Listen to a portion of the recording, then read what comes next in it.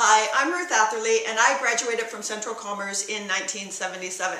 And I really don't like saying that because it makes me feel really old. And, you know, really at heart I'm not. I still feel like that 16 or 17-year-old that was helping with the student council and doing all sorts of things. And I think as I'm watching, the Facebook page and watching the videos and seeing all of the hard work that Bernadette and Hilda and all of the people have done, it's really made me look back at my high school years with a different viewpoint. And I think I always appreciated it, but I really think that Central Commerce has been a big part of who I've become. I co-own and co-manage a communications firm, and we've got crew members across the country. We're located in Gibsons, BC, which is on the Sunshine Coast just outside of Vancouver. And we have clients throughout Canada, throughout the US, and internationally.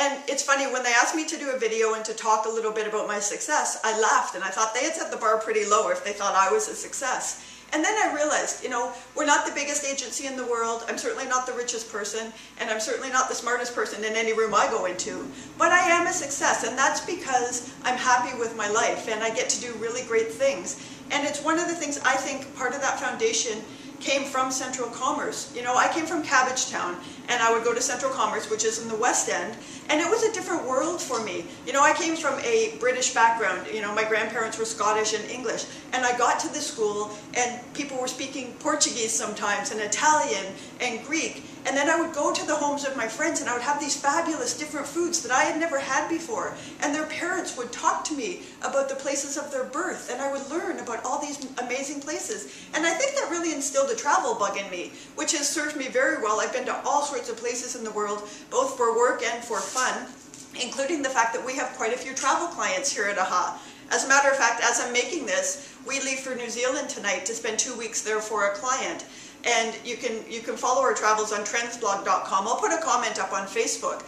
But it's really interesting how much that has influenced me. I also think one of the things that happened is I was a bit of a geek. Fact is, I'm still a bit of a geek. And I found my tribe at Central Commerce. I found people that like to read and like to do things, but still really like to be involved. We used to bring rock bands into Central Commerce, which was quite a feat considering I was there in the 70s, which was kind of the disco era. So, it's one of those things that when you find people that are like-minded and that you can do things with, you have this really great experience and you learn to take risks. And I think that's really important. On the other side of that is I went to Central Commerce and people were really different from me. And I think that gave me a curiosity for people and for what they think and what they want to know and how they see life. And that's really served me well as a communicator, because I can tell you someone who grew up in an Italian household was very different than me growing up in a sort of English household. I can remember being at Central Commerce and hearing people with loud voices and they would yell and laugh and talk, and I came from this very quiet British family.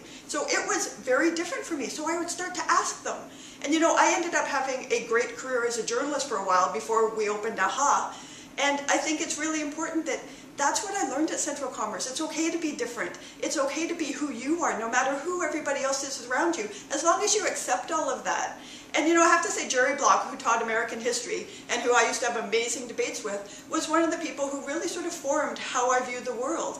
One of the things he said one day in class, and it wasn't to me, he was giving somebody heck, he said to that person, if you're just going to show up and not pay attention, you're not really here. So if you're not going to show up mentally, don't show up physically. And that really kind of hit me.